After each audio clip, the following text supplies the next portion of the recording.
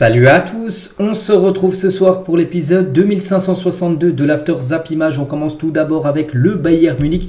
Et voici le maillot du Bayern Munich pour l'Oktoberfest. Donc il sera utilisé ce soir pour le match contre le Bayer Leverkusen. Ce soir gros match, Bayern Munich contre Leverkusen. Et on peut voir le maillot utilisé par l'équipe allemande du Bayern Munich. Un maillot spécial pour cette rencontre. Concernant le PSG qui joue également ce soir, on peut voir le groupe du PSG pour la réception de l'OGC Nice ce soir. À noter que par exemple, je sais pas, Kylian Mbappé qui était blessé contre l'équipe de l'Allemagne, il est bien présent. Il y a aussi Navas, il y a aussi Hakimi, Ugarte ou même Marquinhos qui ont joué avec leur sélection sud-américaine. Et concernant Keylor Navas, comme j'ai dit, il est présent, la présence de Navas met la pression sur Donnarumma. Le costaricien n'a pas montré que de la bonne humeur face à cette situation, étant parfois un brin chambreur et provocateur. Donc voilà la situation actuellement entre les deux gardiens parisiens. Et concernant, un nom les gars que j'ai pas dit, c'est un autre Mbappé, c'est Ethan Mbappé. Donc Ethan Mbappé, et donc il y aura deux Mbappé ce soir, Kylian et Ethan. Donc Ethan Mbappé figure dans le groupe pro parisien pour la première fois de sa carrière en compétition officielle. Il avait déjà joué avec l'équipe première, mais c'est des matchs amicaux, des matchs de pré-saison, mais jamais en match officiel, et les dedans. Donc la première fois qu'on va voir les deux Mbappé ensemble dans un groupe lors d'un match officiel.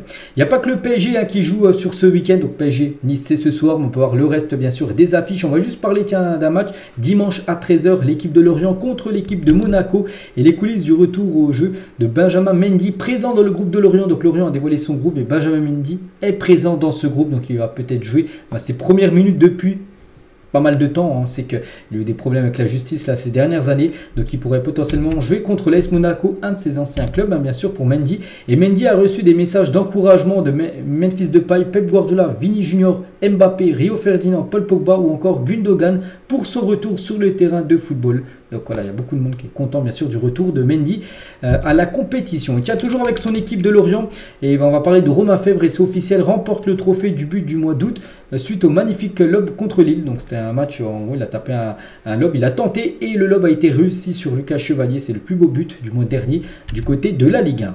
On va parler de la D1 Arkema afin d'augmenter l'intérêt et l'attractivité de la D1 Arkema, donc la première division féminine. Des playoffs vont être mis en place dès cette saison, donc à la fin de la saison, les 4 premiers, donc même l'équipe qui est 4e pourra potentiellement remporter le championnat français. Donc il y aura des demi-finales le 12 mai entre tout d'abord le premier, donc l'équipe qui finira en premier jouera contre le 4e, donc ça sera dans le stade du premier, et l'autre demi-finale ça sera entre le 2e qui recevra l'équipe qui a fini 3e, et du coup les deux vainqueurs s'affronteront une finale le 17 mai pour savoir qui remportera cette D1 Arkema. Voilà, c'est des playoffs, donc c'est seulement bien sûr du côté du football féminin. On va parler de Manchester City a essayé de signer Lamine Yamal cet été. Les relations entre le Barça et City se sont dégradées car les Anglais ont tout essayé pour arracher le jeune attaquant catalan. Le joueur a refusé l'offre, donc lui il ne voulait pas aller du côté de City, il souhaitait rester du côté du Barça. Je pense qu'il a pris la bonne décision, surtout qu'il sort du centre de formation du Barça. Il joue actuellement avec le FC Barcelone, donc voilà, il ne veut pas griller les étapes, même si City aussi c'est une belle équipe, Barça pareil. Donc voilà, et c'est pour ça que City et le Barça actuellement il y a un peu de conflit, parce que City a tout tenté pour essayer de l'avoir, ce jeune Lamine Yamal. On va parler d'Oliver Glasner, donc ce coach autrichien. Donc il a refusé de prendre l'équipe de Lyon. Pourquoi? Parce qu'il a regardé les 4 matchs de Lyon en Ligue 1 et en gros il s'est dit non, j'ai pas envie de prendre cette équipe, il y a trop de boulot à faire, et du coup c'est pour ça qu'il a refusé de prendre cette équipe de l'Olympique Lyonnais. Du coup ça devrait bien Fabio Grosso qui devrait devenir le nouveau coach de Lyon. Tata Martino qui est le coach de l'Inter Miami et le coach par exemple de Léo Messi. Donc il a dit Léo était vraiment frustré après le match nul face à Nashville. J'ai dû lui dire détends-toi, on ne gagnera pas tous nos matchs. Il est en quête permanente de victoire et c'est dur de changer cette mentalité. C'est vrai que la dernière fois l'Inter Miami avait fait match nul contre Nashville, il était très énervé Messi quand il était rentré dans le vestiaire. Il avait dit son coach on va pas pouvoir gagner tous les matchs bien évidemment, mais bon on peut voir la mentalité toujours de vainqueur, de gagnant de Léo Messi. Officiel, la société d'investissement américaine 777 Partners a finalisé le rachat de Everton, une équipe de Première Ligue. Ils sont également propriétaires du Renoir, du Vasco da Gama, du Standard de Liège, du Red Star ou encore du Hertha Berlin. Donc voilà, c'est ce groupe américain donc achète une nouvelle équipe, donc l'équipe de Everton. Après le départ de Marco Verratti, Marquinhos est le seul joueur restant de cette équipe du PSG aligné en novembre 2013 contre l'équipe de Anderlecht. On peut voir des anciens joueurs comme Zlatan, comme Matuidi, comme Lucas Moura, Van der Wiel, Lavezzi ou même Sirigu. Et maintenant il ne reste plus que Marquinhos dans cette équipe. Il y avait également encore Verratti encore il y a quelques jours, mais maintenant il ne reste plus que Marquinhos. C'était en novembre 2013, hein, il y a pratiquement 10 ans jour pour jour. Et avec le départ de Verratti par exemple, tiens, message de Zlatan, hein, je t'ai fait devenir un homme, bonne chance Marco Verratti, voilà ce qu'a pu dire Zlatan. Neymar les gars, par rapport au départ de Verratti, je savais que Verratti était un excellent joueur, mais je n'avais pas réalisé qu'il était si spectaculaire, un génie, c'est l'un des meilleurs milieux de terrain avec qui j'ai joué, avec Xavi Iniesta. Voilà aussi de beau message, hein, de Neymar envers Verratti. Et concernant Daniel Bravo, hein, donc ancien milieu de terrain du PSG de 89 à 96, il a passé plus de 8 ans du côté du PSG, donc Bravo maintenant consultant sur des chaînes sportives, il a parlé de Marco Verratti. Avoir Marco Verratti partir comme ça est un énorme gâchis, il est encore jeune, le voir évoluer dans le championnat du Qatar est dommage, je ne comprends pas vraiment la décision du club de le lâcher. La situation s'est dégradée assez vite, on l'a tenu responsable des résultats en Ligue des Champions, on a peut-être considéré qu'avec lui le PSG ne la gagnerait jamais cette LDC. L'image de Fêtard lui a collé à la peau et je pense que ça a fini par déranger les gens qui se disaient c'est normal, il n'est pas sérieux à chaque fois qu'il se blessait. C'est un joueur magnifique qui a toujours mouillé le maillot, donc je suis déçu de ce qui lui arrive. Pour autant je ne le plains pas parce qu'au Qatar il va avoir la belle vie, mais sportivement c'est une signature sans ambition. Le public parisien est devenu trop difficile, on oublie un peu vite, même si c'était il y a quelques années que le PSG s'est sauvé à la dernière journée pour ne pas descendre en Ligue 2. Quand je vois que l'on se réjouit du départ de Verratti, de Messi ou de Neymar, ça m'attriste, hein. Donc voilà le message poignant de Daniel Bravo par rapport tout simplement à Marco Verratti par rapport à son départ. Bonucci règle ses comptes avec la Juventus Turin et Allegri, donc il a dit, j'ai lu et entendu des choses fausses de la part du club de l'entraîneur Allegri. Il est faux qu'en octobre et en février, on m'avait communiqué la volonté d'interrompre notre relation à la fin de la saison. Au contraire, à la fin du mois de mai, j'avais donné mon accord pour être le 5e, 6e choix en défense pour servir de roue de secours, mais surtout rester encore du côté de la Juve. Mais il savait qu'il n'allait pas jouer, il a dit, hein, que ce serait vraiment en 6e choix. Il n'y avait pas de souci pour lui, il voulait rester du côté de la Juve et être utilisé s'il y avait besoin de lui.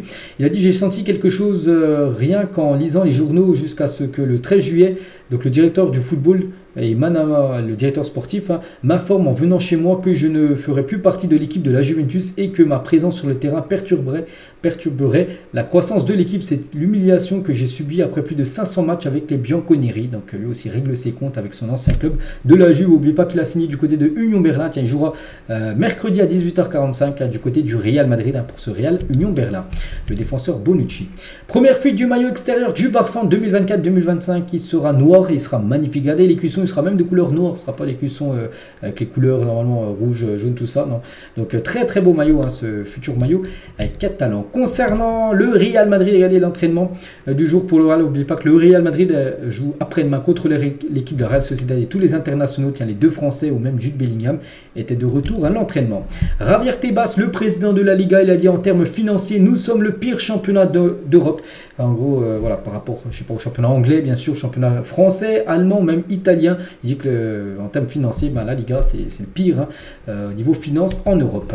La nouvelle paire de crampons de Nike hein, qui lance une paire de crampons nommée Tiempo Legend 10, prototype en édition limitée. Donc voilà, regardez cette magnifique paire de crampons sortie par la marque américaine Nike. Le 11 type des fans du mercato d'été en Liga. Donc là, c'est les plus grosses recrues votées par les fans. On peut voir Ugarte, on peut voir Ousmane Dembélé, Colomwani ou même Eli Wahi en attaque au poste de numéro 9, même Lucas Hernandez ou même Umtiti. On pourra désormais utiliser Gareth Bale pour jouer au jeu de golf PGA Tour. J'avais déjà parlé à midi, mais je n'avais pas montré ces 2 photos. Regardez comme il est plutôt bien réussi. Hein, Gareth Bale maintenant qui se lance dans une carrière, on le sait, de golf, hein, son sport favori après le football. Les passionnés de Ligue 1 et notamment des Girondins de Bordeaux se souviennent sûrement de Diego Roland. L'attaquant uruguayen a disputé 5 saisons du côté de Bordeaux et inscrit 15 buts lors de la saison 2014-2015. Hein, pas mal. Il a rejoint libre cette saison le club de Peñarol en Uruguay à seulement 30 ans. Il aurait pu être une bonne pioche pour quelques clubs français bien sûr, mais du coup direction pour lui l'Uruguay. On va parler de ce match, bon c'est pas du jour pour jour parce que c'était le 19 novembre 2013 alors qu'on est le 15 septembre, hein. Mais voilà ce match mythique entre la Suède et le Portugal. Le Portugal s'était imposé 3-2 grâce à un triplé de Ronaldo contre un doublé de Zlatan Ibrahimovic. Donc c'était un match de barrage pour jouer la Coupe du Monde 2014, l'année d'après, du côté du Brésil. Regardez, tiens, les nations, les grandes nations qui ont perdu des finales, les équipes qui ont perdu plus de finales, comme l'Allemagne, qui a gagné quand même 4 Coupes du Monde, mais ils en ont perdu 4 de finales de Coupe du Monde. La Mannschaft, donc l'Argentine, ils ont perdu 3 finales de Coupe du Monde, les Pays-Bas, 3 finales de Coupe du Monde, ils n'en ont jamais gagné, mais ils ont perdu les 3, les Néerlandais.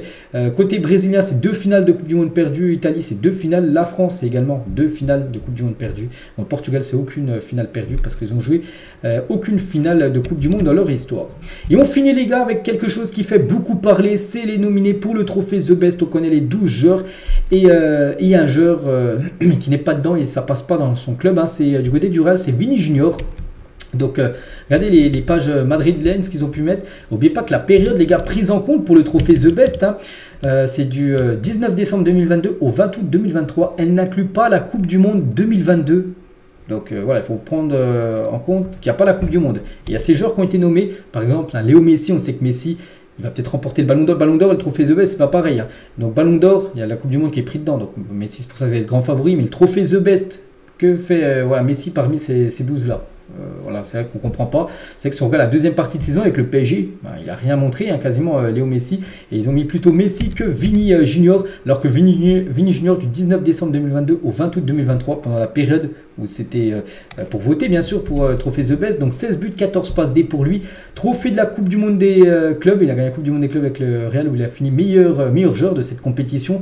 Trophée de la Coupe du Roi, demi-finale Ligue des Champions et but contre Liverpool, City et Barcelone. Voilà, des buts importants et il ne figure pas, alors que des joueurs comme, je sais pas, tiens, Messi, parce que pour moi Messi, voilà, il a été surtout performant lors de la Coupe du Monde, c'est peut-être pour ça qu'il va gagner le Ballon d'Or, mais le trophée The Best, ça ne rentre pas en compte, on va dire, les dates du trophée The Best par rapport nomination, donc tout ça, donc voilà, c'est pour ça que ça fait beaucoup parler et voilà, ça fait beaucoup réagir, hein, les supporters madrilènes. Donc voilà ce qu'il y a à dire aujourd'hui, j'espère que ça vous a plu, on se retrouve demain pour le futur After Zap Image, à demain.